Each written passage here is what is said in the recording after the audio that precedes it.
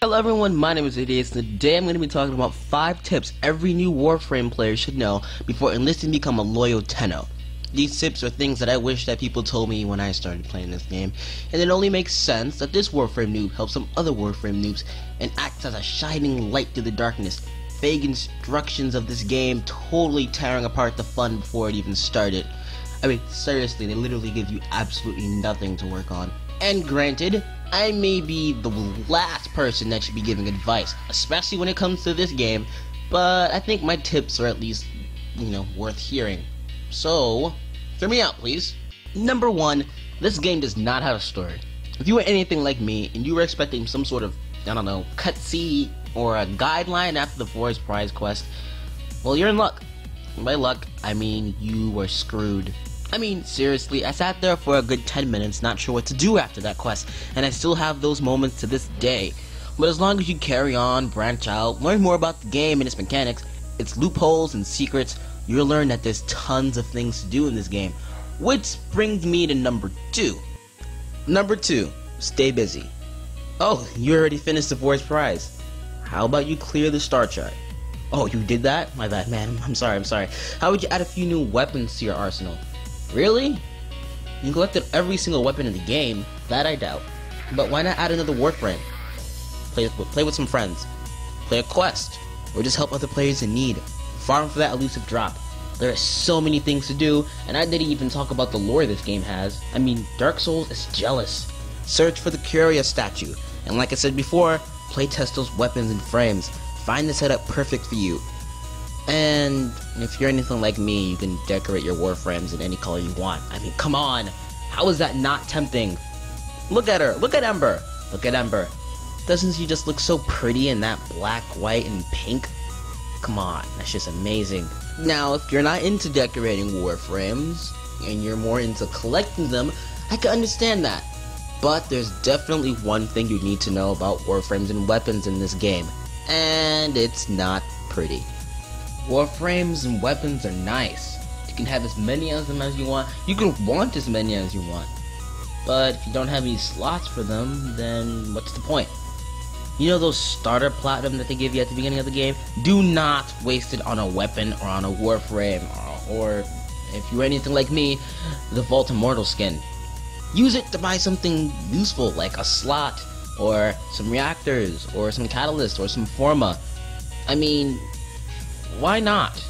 I mean, if you buy like a slot or something, you're never gonna regret that in the long run. But if you buy a skin, a freaking skin, you will definitely regret that. I mean, I didn't because, well, I eventually got Volt Prime and it looked amazing with the skin. I'm totally not helping my case, am I? Just buy the reactors, the catalyst, the slots, the formas, and you will never ever hate yourself for it.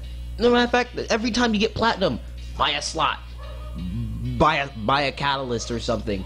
Because if you're anything like me, and you spend more time making your Warframes look pretty than functional, then, my friend, you are going to be screwed. Look at me now. I've got literally absolutely no slots for anything. No more slots for Warframes, no more slots for weapons. See, if I would have used my platinum wisely instead of trying to buy Buzzkill, which I totally do not recommend you do, then I'd probably be in a much better situation. So, spend your platinum wisely. Once you get settled, then you can buy some cosmetic stuff. I totally suggest you buy every Immortal skin because they all look fantastic.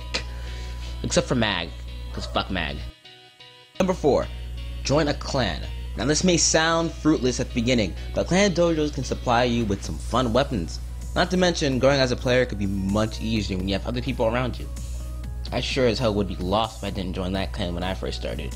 So, use every single resource you can to your advantage. Use the people, the clan dojo, lab, thingies, just about anything you can find. I mean, seriously, there is nothing in this game that can be obtained solely by yourself. I tried. It's not fun. So, if you feel a little lonely and you need some people to help you with some missions, just ask your clanmates. The people in the recruiting chat are good too, but 9 times out of 10 they're probably not going to see your message, and people in the clan are more, responsive. So I suggest you use those. My 5th and final tip is to be adventurous and step outside of your comfort zone. The game literally rewards you for doing so with something called a mastery rank, which you can only rank up when you level up weapons and warframes and companions like a Kubro or a Sentinel. I mean, come on, why not? There's no harm in not trying something.